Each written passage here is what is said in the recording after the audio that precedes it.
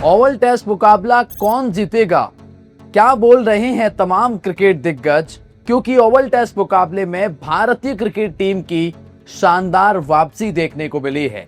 पहले तो गेंदबाजी से जो भारत ने इंग्लैंड के 120-30 रन पर 0 विकेट, तो लगा कि यार ये इंग्लैंड क्रिकेट टीम ना बहुत बड़ी बढ़त हासिल करेगा।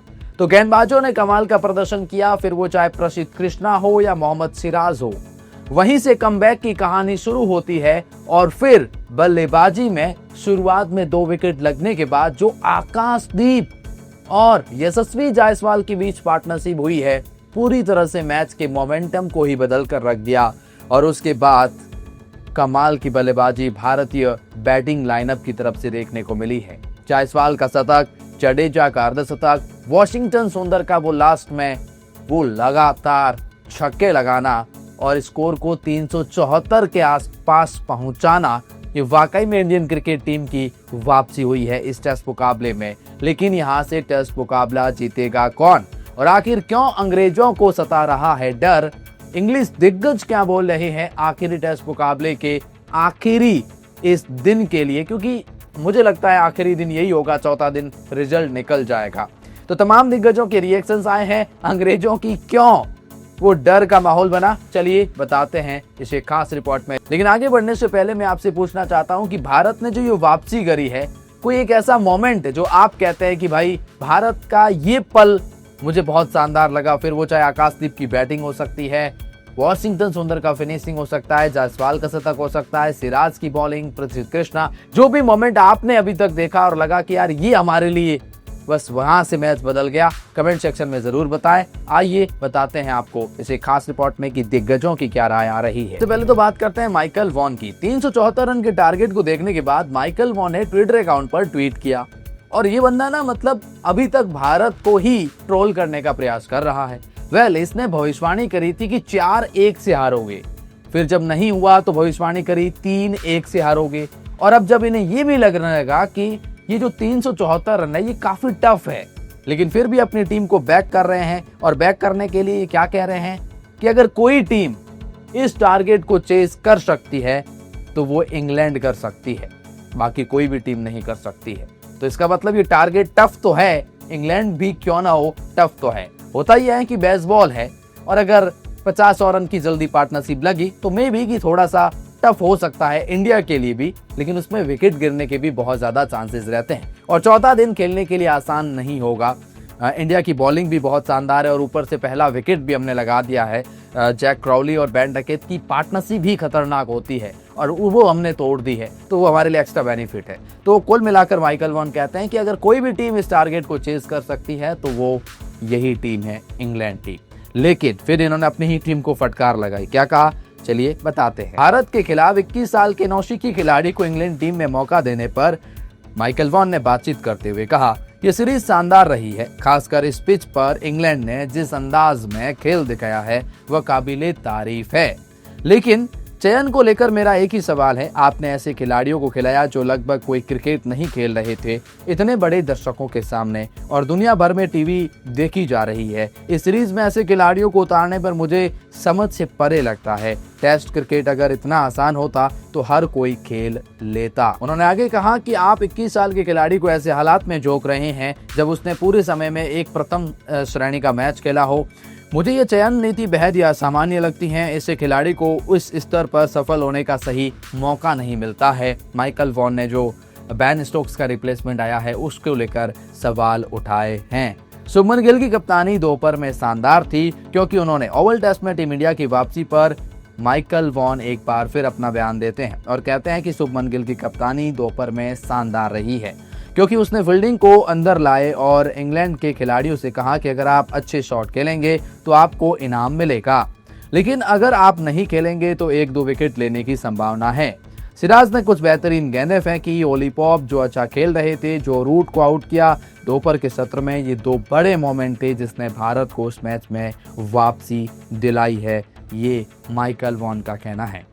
तो खैर माइकल वॉन एक बात तो तय है कि ये मान चुके हैं कि यार ये टफ तो होने वाला है, लेकिन फिर भी अपनी टीम को बैक करेंगे ही करेंगे। सचिन तेंदुलकर जो इंडिया के दिग्गज है और जिनके नाम पर ये तेंदुलकर एंडरसन ट्रॉफी है, सचिन तेंदुलकर लिखते हैं कि outstanding 100 by Yashasvi on a sporting pitch that tested courage, full marks to Akashdeep to batting with the heart and determinations under pressures, keep fighting India, लड़ते रहो। आकाशदीप ने जो बैटिंग करी है उसकी तारीफ करी है, जायसवाल की तारीफ करी है। भारत के दिग्गज युवराज सिंह कहते हैं कि steady head on those shoulders to be able to get a turn on that green pitch, tricky wicket, well played Yashasvi Jaiswal. मतलब उस पिच पर 100 बनाना ये वाकई में काबिल तारीफ है। और मैं भी मानता हूं कि यशस्वी जायसवाल ने जिस तरह से सीरीज का शुरुआत शतक से करी और एंड भी शतक से करा, ये वाकई में कमाल है। और अगर भारत ये मुकाबला जीतेगा तो उसमें ये जायसवाल का शतक बहुत बड़ा कंट्रीब्यूशन देगा, इसमें कोई डाउट नहीं है। कौन कौन जायसवाल की बैटिंग से प्रभावित है कमेंट सेक्शन में बता सकते हैं। मोहम्मद कैफ जो इंडिया के दिग्गज हैं वो क्या कहते हैं कि Yashasvi Jaiswal shows the art of batting on a beautiful oval pitch, watchful but never allowing the run rate to drop, मतलब रन रेट को कभी गिरने नहीं दिया। Big match and tight situations bring the best out of him, मतलब बड़े match और tight situation ने उनसे अपना बेस्ट निकलवाया है। ये यशस्वी जायसवाल की तारीफ हो रही है। उन्होंने आगे एक और ट्वीट करा और लिखा, what a innings by Washington Sundar, he has a special talent for judging the ball early and hitting it for massive success. Washington Sundar के पास एक अलग ही टैलेंट है, वो बॉल को जल्दी जज कर लेते हैं बड़े शॉट लगाने के लिए। मोहम्मद कैफ लिखते हैं, you can never be set enough to face a Siraj yorker. Oh my god, Siraj ने जो आखिर में यॉर्कर डालकर जो जैक क्राउली को आउट किया, वो वाकई में एक तरह से इंडिया के लिए बड़ा मोमेंट है। अगर 0 पे होते तो शायद कुछ बात हमें भी डर लग रहा होता कि यार 50 पे 0 है, लेकिन जब एक विकेट लगा तो राहत की सांस है और इंग्लैंड खेमा भी थोड़ा बहुत चिंता करेगा क्योंकि ओपनिंग पार्टनरशिप इनकी बड़ी खतरनाक रहती है। इरफान पठान जो हमारे दिग्गज हैं वो कहते हैं, this series Ravindra Jadeja has come out of the shadow of senior 500+ run. वाकई में रविंद्र जडेजा ने इस सीरीज में जो बैटिंग करी है ना वो अनबिलीवेबल है। 500 से भी ज्यादा रन, 4 रूट से भी ज्यादा रन, ये unbelievable batting from Ravindra Jadeja. वाकई में 2 टेस्ट मुकाबले, एक में तो बहुत अच्छी फाइटिंग करी, दूसरे में वो लगभग ड्रॉ करा दिया, वो मुकाबला ड्रॉ हो गया और फिर यहाँ पर भी रविंद्र जडेजा ने वो फाइटिंग दिखाई है। इरफान पठान आगे लिखते हैं, Yashasvi Jaiswal the most talented left handers going around in test cricket at the moment, high pressure. ये यशस्वी जायसवाल की तारीफ। इरफान पठान लिखते हैं कि I expect Akashdeep to create havoc in the English camp. Akashdeep की बैटिंग ने इंग्लिश कैंप में हड़कंप मचाया है।